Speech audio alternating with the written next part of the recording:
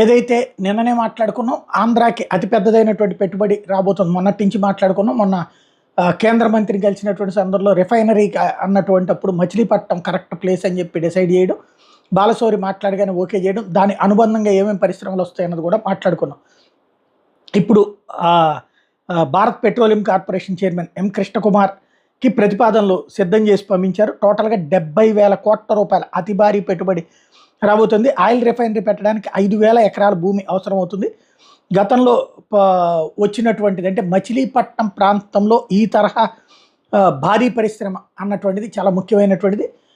ఈ ప్రపోజల్స్ ఆధారంగా 5,000 ఎకరాలు భూమి సేకరించి ఇస్తామని ప్రభుత్వం చెప్తున్నటువంటి నేపథ్యంలో దానికి సంబంధించినటువంటి పెట్టుబడి ఈ వ్యవహారాలకు సంబంధించినటువంటి చర్చ నడుస్తుంది. ఓవరాల్గా అయితే ప్రతిపాదనలు అయితే వెళ్ళిపోయినాయి.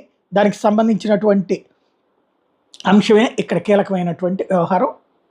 కాబట్టి త్వరలో మచిలీపట్నానికి సంబంధించి భారీ పెట్టుబడి రాబోతోంది.